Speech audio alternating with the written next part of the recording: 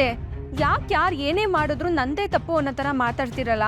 ನೀವು ಮಾವ ಇಬ್ರು ಮಾತಾಡ್ದಲ್ಲೇ ಇರೋದನ್ನ ನೋಡೋಕ್ಕಾಗ್ದೆ ಮನ್ಸಿಗೆ ತುಂಬಾ ನೋವಾಗ್ತಿತ್ತು. ಅದಕ್ಕೆ ನಿಮ್ಮ ಹತ್ರ ಮಾತಾಡ್ಬೇಕು ಅಂತ ಹೇಳಿ ಇವ್ರಿಬ್ರನ್ನ ಕರ್ಕೊಂಡು ಬಂದೆ.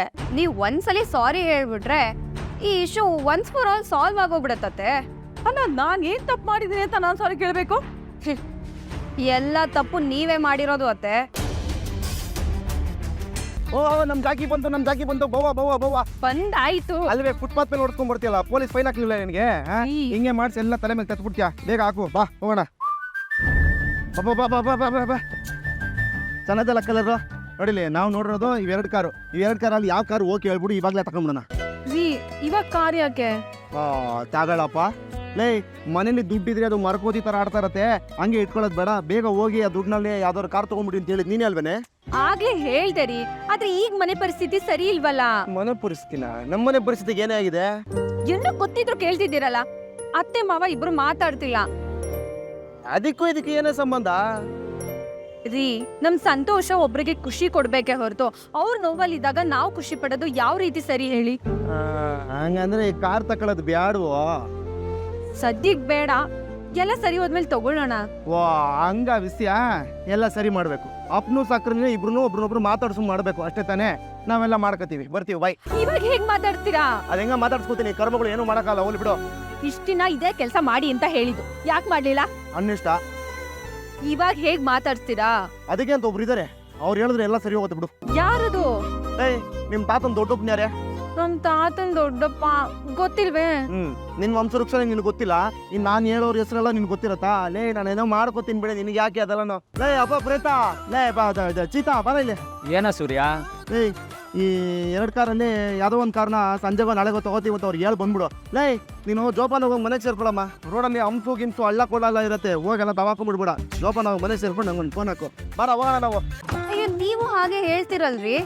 ಯಾರಾದ್ರೂ ಹೊಡಿತೀನಿ ಅಂದ್ರೆ ಕಂಪ್ಲೇಂಟ್ ಕೊಡೋಳ್ ನಾನು, ಇನ್ ಹೋದ್ರೆ ನಾನು ಸುಮ್ನೆ ಇರ್ಬೇಕಾ? ಹಾಗಂತ ಮಗು ಹೊಟ್ಟೆಲ್ ಓದಿತಿದೆ ಅಂತ ಹೋಗಿ ಕಂಪ್ಲೇಂಟ್ ಕೊಡ್ತೀರಾ? ಡೆಫಿನೆಟ್ಲಿ ನಾನ್ ಸುಮ್ನೆ ಬಿಡೋ ಮಗಳೇ ಅಲ್ಲ. ಅಲ್ಲ ಶ್ರುತಿ, ಒಂದ್ ಮಗು ಡೆಲಿವರಿ ಆಗೋದ್ ನೋಡೇ ನೀವ್ ಹೀಗೆಲ್ಲ ಹೇಳ್ತಿದ್ದೀರಾ. ನಮ್ಮ ಅಜ್ಜಿ ಕಾಲದಲ್ಲಿ ಒಬ್ರು 8-9 ಮಗುನ ಹೇರೋರ್ ಗೊತ್ತಾ? ಓಯ್ಯೊಬ್ಬ. ಐ ಗೆಸ್ ಕಾಂಟ್ರಾಕ್ಟ್ ಬೇಸಿಸ್ ಮೇಲೆ ಅವ್ರ ಮಕ್ಳು ಮಾಡ್ಕೋತಿದ್ರು ಅನ್ಸುತ್ತೆ. ಅಲ್ಲ, ಅವ್ರಿಗೆ ಬೇರೆ ಕೆಲ್ಸ ಇರ್ತಿರ್ಲಿಲ್ವಾ? ತಪ್ಪು ಶ್ರುತಿ, ಹಾಗೆಲ್ಲ ಹೇಳ್ಬಾರ್ದು. ತಾಯಿ ಆಗೋ ಆನಂದನೇ ಬೇರೆ. ಸೀಮಂತ ಆಗಿ 2 ತಿಂಗಳಿಗೇನೆ ಪೇನ್ ಬರೋದಕ್ ಶುರುವಾಗತ್ತೆ.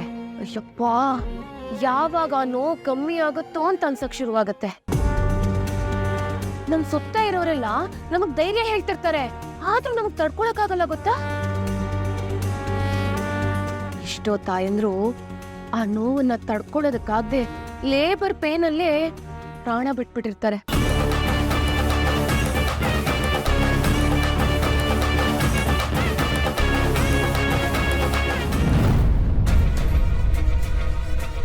ಏನ್ ಮೀನವ್ರೆ, ಈ ಅನುಭವ ಎಲ್ಲ ನಿಮಗೆ?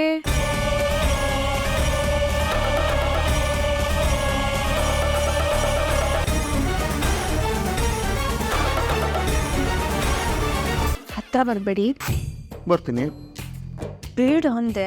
ನಾನು ಬರ್ತೀನಿ ಅಂದೆ. ರೀ, ಮನೇಲಿ ಎಲ್ಲರೂ ಇದ್ದಾರೆ. ಏಯ್, ಅಡುಗೆ ಮನೇಲಿರೋದು ನಾನೊಬ್ನೇ ಕಡೆ, ಅದೇನಾಗತ್ತೆ? ಅಯ್ಯೋ, ಹೇಳ್ತಾ ಇದೀನಿ ತಾನೇ, ಎಲ್ಲರೂ ಇದ್ದಾರೆ ಅಂತ. ಅದೇನಾದ್ರೂ ಆದ್ಮೇಲೆ ಏನೇ ಇದು ಇಷ್ಟು ಮುದ್ದ ಕಾಣಿಸ್ತದೆ ಇವತ್ತು? ಏನ್ ಸಮಾಚಾರ? ಏನಾಗಿದೆ ಇವತ್ತು ನಿಮ್ಗೆ? ಅದು ನಿನ್ನ ಮೇಲೆ ಲವ್ಸು. ರೀ, ಬೇಡ, ಮನೆ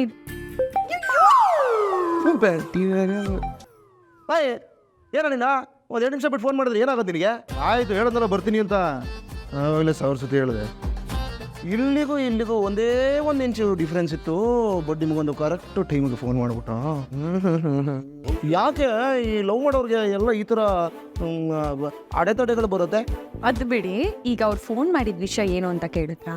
ಏನಿಲ್ಲ ಮೀನಾ, ಅದು ನಮ್ಮದು ಪ್ರಾಬ್ಲಮ್ ಎಲ್ಲ ಸಾಲ್ವ್ ಆದಮೇಲೆ ನೀನು ಕಾರ್ ತಗೋ ಅಂತ ಹೇಳಿದ್ಯಲ್ಲ, ಆ ಕಾರ್ ತೊಗೊಳಕ್ಕೆ ಹೋಗ್ತಾ ಇದ್ದೀನಿ, ನೀನು ಬರೇ. ಅಲ್ಲ, ನಾನು ಈಗ ಹೇಗ್ರಿ? ನೀವು ಅತ್ತೆ ಮಾವನ ದೇವಸ್ಥಾನಕ್ಕೆ ಕರ್ಕೊಂಡು ಹೋಗ್ತೀನಿ ಅಂತ ಹೇಳಿದ್ರಿ ಅಲ್ವಾ? ಅಯ್ಯೋಯ್ಯೋ, ಹೌದಲ್ವಾ? ಸೋಲ್ಬಿಟ್ಟೆ. ಇವಾಗ ಏನೋ ಮಾಡೋದು ಗೊತ್ತಾಗ್ತಾ ಇಲ್ಲ. ಸರಿ ಆಯ್ತು, ನೀವು ಹೋಗಿ ಕಾರ್ ತಗೊಂಡ್ ಬನ್ನಿ, ನಾನು ಬೇಗ ರೆಡಿ ಆಗ್ತೀನಿ. ಅತ್ತೆ ಮಾವ ನಾವು ನೀವು ಎಲ್ಲ ಒಟ್ಟಿಗೆ ಕಾರಲ್ಲಿ ಹೋಗೋಣ, ಪೂಜೆ ಮಾಡಿಸಂಗೂ ಆಗುತ್ತೆ, ಅವರು ಖುಷಿ ಪಡ್ತಾರೆ. ಅಂತ ಫ್ರೆಂಡ್ಸ್ ಮೀನಾ ನಿಮ್ದು ಫ್ರೆಂಡ್ಸು. ಅವೇ ಹೋದ ಜನ್ಮದಲ್ಲಿ ಬರೀ ನೀ ತಿನ್ಕೊಂಡು ಬದುಕ್ತಾ ಇದ್ದೇನೆ, ಅದಕ್ಕೆ ಬುದ್ಧಿ ನಿನಗೆ ಬುದ್ಧಿ ಬರ್ಲಾ.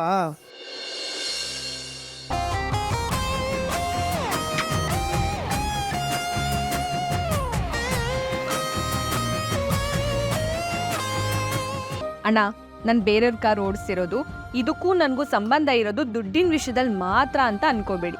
ಸ್ವಂತ ಕಾರ್ ತರ ಓಡಿಸಿ. ಹಿಂದೆ ಇರೋ ಪ್ಯಾಸೆಂಜರ್ಸು ನಮ್ಗೆ ಅನ್ನ ಕೊಡೋ ದೇವ್ರು ಅಂತ ಮರಿಬಾರ್ದು. ಕಾರ್ ಓಡಿಸ್ಬೇಕಾದ್ರೆ ಯಾವುದೇ ರೀತಿ ಕೆಟ್ಟ ಅಭ್ಯಾಸ ಅಂತೂ ಇಟ್ಕೋಬೇಡಿ. ಖಂಡಿತ ಅವ್ವ, ಕಾರಲ್ಲಿ ಯಾವುದೇ ದುರಭ್ಯಾಸ ಮಾಡಲ್ಲ ನಾನು. ನೀವೇ ಶಬಾಸ್ ಅಂತೀರಾ, ನೋಡ್ತೀರಿ. ಅಷ್ಟೇ ಅಲ್ಲ ಕಾರ್ತಿ, ನಾಳೆ ದಿನ ನೀನು 10 ಕಾರ್ ಓನರ್ ಆಗ್ಬೇಕು, ಅದೇ ನನ್ನ ಆಸೆ. ಯಾಕ್ರಿ ಹಾಗೆ ಮಾತಾಡ್ತೀರಾ? ನನ್ ಗಂಡನು ದೊಡ್ಡ ಬಿಸ್ನೆಸ್ ಮ್ಯಾನ್ ಆಗೇ ಆಗ್ತಾರೆ.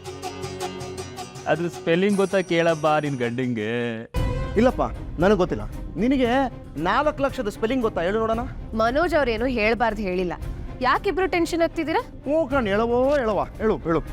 ತಮ್ಮ ಯಜಮಾನ್ರು ಏನು ಮಾಡಿದ್ರು ತಮಗದು ತಪ್ಪೇ ಅಲ್ಲ. ಅದು ಒಣಮೆಣಸಿನ್ಕಾಯಿ ಅಂತ ನಾವೆಲ್ಲ ಗೋಳಾಡ್ತಾ ಇದ್ವಿ, ಅದನ್ನು ಮದುವೆಯಾಗಿ ಬಂದಿರೋ ನೀವು ಹಸಿ ಮೆಣಸಿನ್ಕಾಯಿ. ಅಬ್ಬಾ, ಸರಿಯಾಗಿದೆ ಈಡು ಜೋಡು. ನೀನು ನಿನ್ ಹೆಂಡತಿ ಏನೋ ಹೂವು ನಾನು ಇದ್ದಂಗೆ ಆ ಹೂವು ಪುಣ್ಯ ಮಾಡಿದೆ, ಈ ದಾರ ಆ ಹೂವಿನ ಜೊತೆಗೆ ಸ್ವರ್ಗ ಸೇರಿದೆ. ಎಲ್ಲ ಬಾಯಿ ಮಾತಲ್ಲೇ ಸರಿ. ಆಯ್ತಾಯ್ತು, ಏನೋ ಪಾಪ ಬಡಪಾಯಿಗಳು ಆಸೆ ಪಡ್ತಾ ಇದ್ದೀರಾ. ಆಗ್ಲಿ. ಹೆಜ್ಜೆನ ಒಂದೊಂದಾಗೆ ಇಡ್ಬೇಕು ಮನೋಜ್ ಅವರೇ.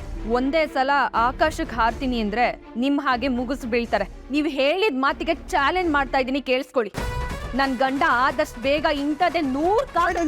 ಸುಮ್ಮನೆ ಬ್ಯಾಡ ಕಣಲಿ, ನೀನು ಕಾಲು ಬಿದ್ದೋಗ್ತೀನಿ. ಆಲ್ರೆಡಿ 2 ಶಪಥ ಬ್ಯಾಲೆನ್ಸ್ ಇದೆ, ಇನ್ನೊಂದು ಬ್ಯಾಡ. ಆಸೆ ಆಸೆ ಆಸೆ ಆಸೆ